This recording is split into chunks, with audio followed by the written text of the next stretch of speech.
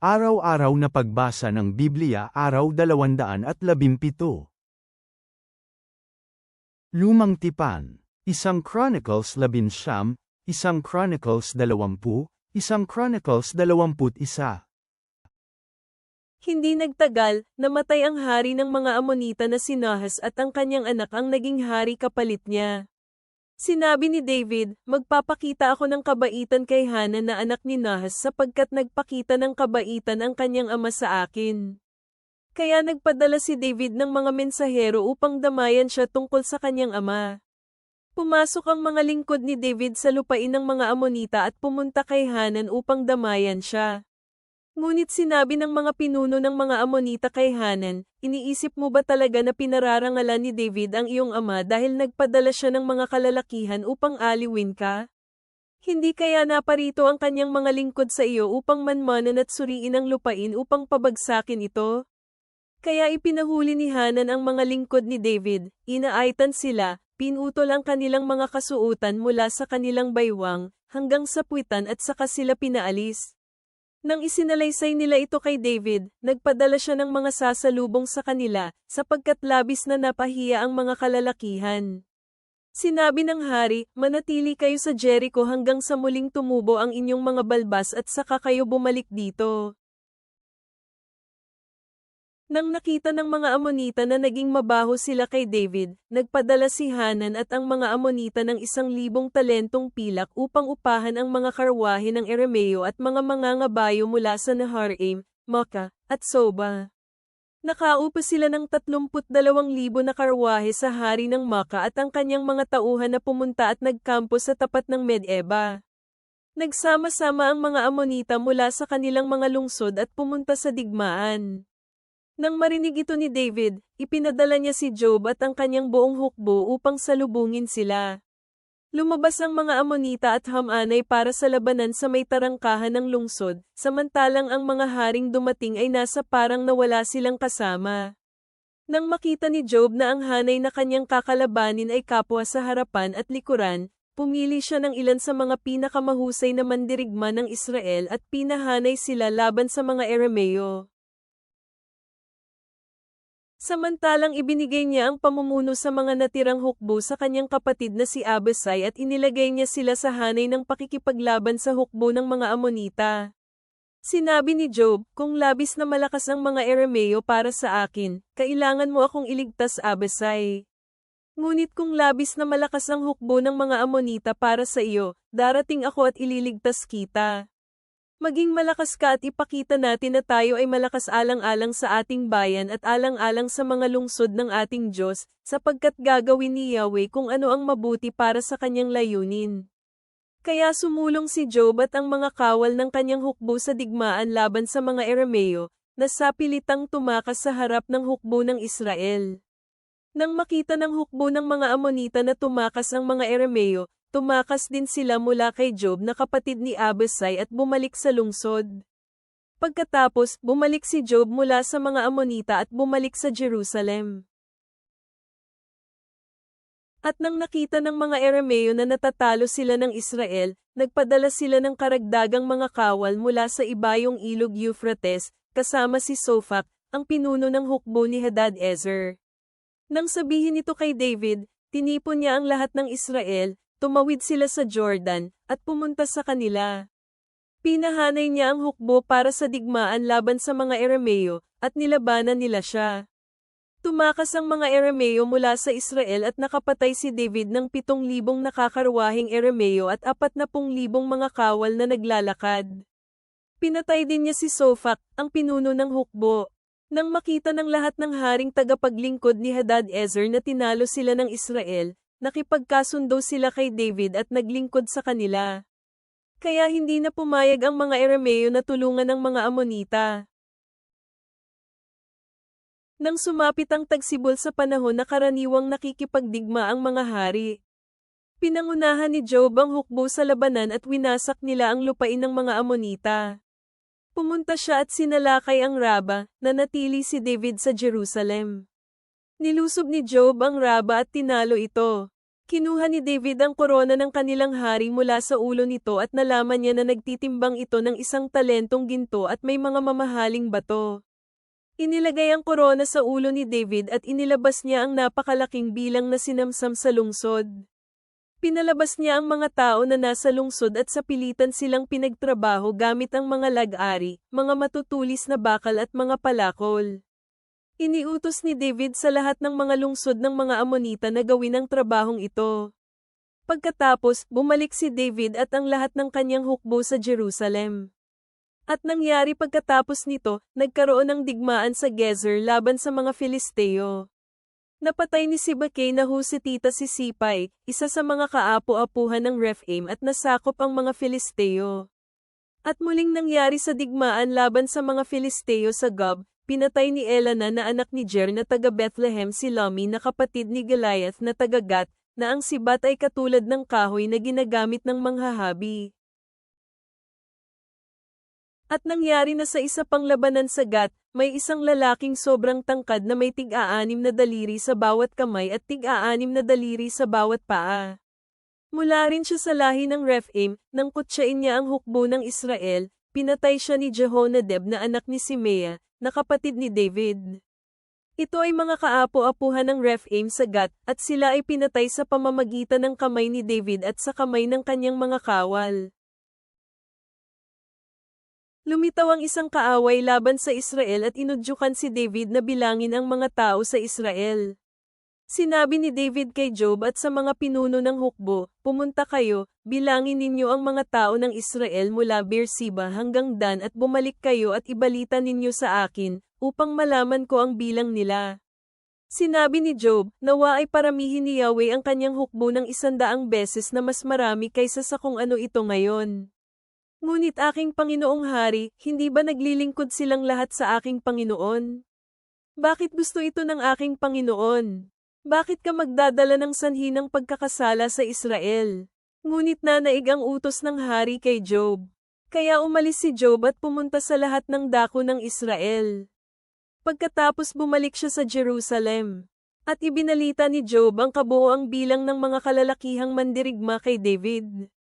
Mayroong 100,000 na mga kalalakihan na bumubunot ng espada sa Israel. Mayroong 470,000 na mga kawal sa Juda lamang. Ngunit hindi kasama sa bilang ang mga tribo ni Levi at Benjamin, sapagkat namuhi si Joab sa utos ng hari. Nasaktan ng Diyos sa ginawa niyang ito, kaya sinalakay niya ang Israel. Sinabi ni David sa Diyos, "Labis akong nagkasala sa paggawa nito. Ngayon, alisin mo ang kasalanan ng iyong lingkod, sapagkat ako ay naging napakahangal." Sinabi ni Yahweh kay Gad, na propeta ni David, "Pumunta ka at sabihin kay David, ito ang sinabi ni Yahweh, binibigyan kita ng 3 pagpipilian. Pumili ka ng isa sa mga ito." Kaya pumunta si Gad kay David at sinabi sa kanya, "Ito ang sinabi ni Yahweh, mamili ka ng isa sa mga ito, 3 taon na taggutom, 3 buwan na pagtugis ng iyong mga kaaway at pagkahuli sa pamamagitan ng kanilang mga espada, o kaya 3 araw na espada ni Yahweh, iyon ay, 1 salot sa lupain, wawasakin ng mga anghel ni Yahweh ang buong lupain ng Israel.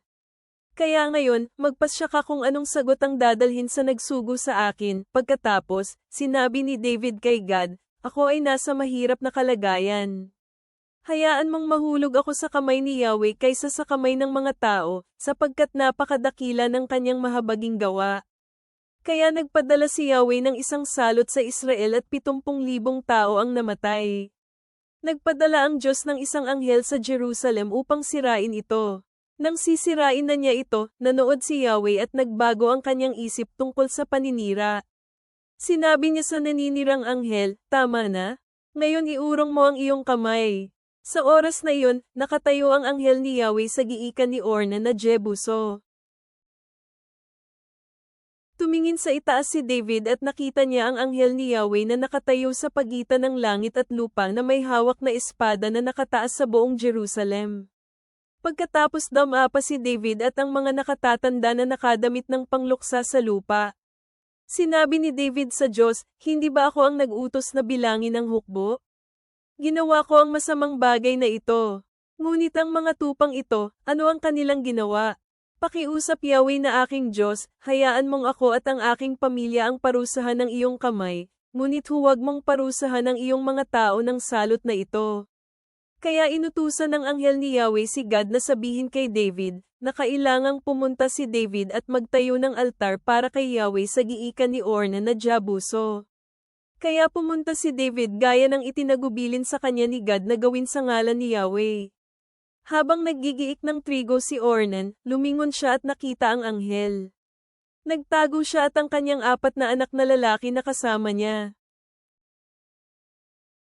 Nang dumating si David kay Ornan, tumingin si Ornan at nakita niya si David. Iniwan niya ang giikan at yumukod kay David na nasa lupa ang kanyang mukha. At sinabi ni David kay Ornan, ibenta mo sa akin ang giikang ito upang makapagtayo ako ng altar para kay Yahweh. Babayaran ko ang kabuoang halaga upang maalis ang salot sa mga tao. Sinabi ni Ornan kay David, kunin mo ito na parang pagmamay-ari mo aking Panginoon na hari. Gawin mo dito kung ano ang mabuti sa iyong paningin. Narito, bibigyan kita ng mga baka para sa mga alay na susunugin, mga kahoy na kasangkapan sa panggiik para panggatong at trigo para sa handog na butil, ibibigay ko ang lahat ng ito sa iyo. Sinabi ni Haring David kay Ornan, hindi, iginigiit kong babayaran ko ang kabuoang halaga. Hindi ko kukunin ang sa iyo at ihahandog ito bilang handog na susunugin para kay Yahweh, nang walang halaga. Kaya nagbayad si David ng 600 siklong ginto para sa lugar. Nagtayo doon si David ng altar para kay Yahweh at naghandog ng mga alay na susunugin at mga handog pangkapayapaan. Tinawag niya si Yahweh, na sumagot sa kanya sa pamamagitan ng apoy mula sa langit patungo sa altar para sa mga handog na susunugin. Pagkatapos nagbigay ng utos si Yahweh sa anghel at ibinalik ng anghel ang kanyang espada sa lalagyan nito. Nang makita ni David na sinagot siya ni Yahweh sa giikan ni Ornan na Jabuso, ginawa na niya ang pag-aalay doon sa sandaliring iyon.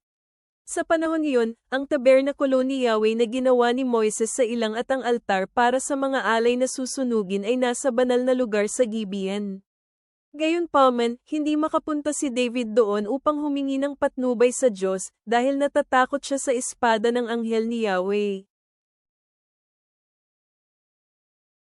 Bagong Tipan, 1 Corinthians 18 minuto pasado -31, 1 Corinthians 2:1-5. Sapagkat ang mensahe tungkol sa krus ay kamangmangan sa mga mamamatay. Ngunit para sa mga inililigtas ng Diyos, ito ay ang kapangyarihan ng Diyos. Sapagkat nasusulat, sisirain ko ang karunungan ng marurunong. Bibigwin ko ang pangunawa ng mga matatalino. Nasaan ang taong marunong? Nasaan ang dalubhasa? Nasaan ang debetista ng mundong ito? Hindi ba't pinalitan ng Diyos ang karunungan ng mundong ito ng kamangmangan? Dahil ang mundo sa sarili nitong karunungan ay hindi kinilala ang Diyos, nalugod ang Diyos sa pamamagitan ng kamangmangan ng pangangaral na iligtas ang sinumang sumasampalataya. Sapagkat humihiling ang mga Hudyo ng mga tanda ng himala at naghahangad ng karunungan ang mga Griego. Ngunit ipinapangaral namin si Kristo na napako, isang ikinatitisod ng mga Hudyo at kamangmangan sa mga Griego.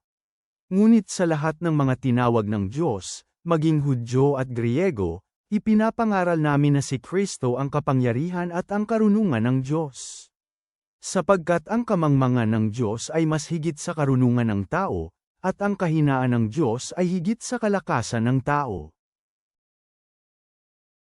Tumingin kayo sa pagkatawag ng Diyos sa inyo, mga kapatid. Iilan lamang ang marurunong sa inyo sa pamamagitan ng pamantayan ng tao. Iilan lamang ang makapangyarihan sa inyo. Iilan lamang ang may maharlikang kapanganakan sa inyo. Ngunit pinili ng Diyos ang mga bagay na mangmang sa mundo upang hiyain ang mga marurunong. Pinili ng Diyos kung anong mahihina sa mundo upang hiyain ang malakas. Pinili ng Diyos kung ano ang mabababa at hinamak sa mundo. Pinili nga niya ang mga bagay na itinuring na walang kabuluhan, upang moalang kabuluhan ang mga bagay na pinanghahawakang mahalaga. Ginawa niya ito upang walang sino man ang may dahilan upang magyabang sa harapan niya. Dahil sa ginawa ng Diyos, kayo ngayon ay na kay Kristo Jesus na naging karunungan natin na mula sa Diyos. Siya ang ating naging katwiran, kabanalan, at katubusan. Kaya nga, gaya ng sinabi ng kasulatan, kung ang isa man ay magmamalaki, ipagmalaki niya ang Panginoon. Nang pumunta ako sa inyo, mga kapatid, hindi ako pamarya na may kahusayan ng pananalita o karunungan ng aking ipinahayag ang mga lihim na katotohanan tungkol sa Diyos. Sapagkat nagpasya akong walang kilalanin ng ako ay nasa inyo maliban kay Jesu Kristo na siyang ipinako sa krus. At nakasama ninyo ako sa kahinaan, at pagkatakot, at sa matinding panginginig. At ang aking mensahe at pagpapahayag ay hindi sa mapang-akit na pananalita ng karunungan. Sa halip, kasama ng mga ito ang pagpapakita ng Espiritu at ng kapangyarihan, upang ang inyong pananampalataya ay hindi sa karunungan ng mga tao, kundi sa kapangyarihan ng Diyos. Mga awit, Psalm 91 is the 1-8. Siya na nananahan sa kanlungan ng kataas-taasan ay mananatili sa lilim ng makapangyarihan sa lahat. Aking sasabihin kay Yahweh, siya ang aking kanlungan at aking tanggulan, aking Diyos, na aking pinagkakatiwalaan. Dahil sasagipin kanya mula sa patibong ng mga ngaso at mula sa nakamamatay na salot. Tatakpan kanya ng kanyang mga pakpak, at sa ilalim ng kanyang mga pakpak ay makakatagpo ka ng kanlungan. Ang kanyang pagiging mapagkakatiwalaan ay isang kalasag at proteksyon. Hindi ka matatakot sa kilabot ng gabi, o sa palaso na lumilipad sa araw. O ang salot na gumagala sa kadiliman, o ang sakit na nanggagaling sa katanghalian. 1,000 ang maaaring mabuwal sa iyong tabi, at 10,000 sa iyong kanang kamay, pero hindi ito makakaabot sa iyo. Mamamasdan mo lamang at makikita ang mga kaparusahan ng masasama. Ama naming nasa langit, kami ay lumalapit sa iyong harapan, puno ng pasasalamat sa iyong proteksyon at karunungan na ipinahayag sa awit Kapitulo 91. Tulad ng pagharap ni David sa mga hamon at paghingi ng iyong gabay sa mga kronika, tulungan mo kaming umasa sa iyong lakas kaysa sa aming sarili, na kinikilala na ang tunay na karunungan ay nagmumula lamang sa iyo. Sa diwa ng unang Korinto, naway tanggapin namin ang kahangalan ng krus, na hanapin ang aming pagkakakilanlan at layunin kay Kristo, na tumatawag sa mga hamak at mababang loob. Gabayan mo kami upang ipamuhay ang aming pananampalataya ng buong tapang, na nagtitiwala sa iyong mga plano para sa aming buhay. Naway matupad ang iyong kalooban magpakailanman. Amen.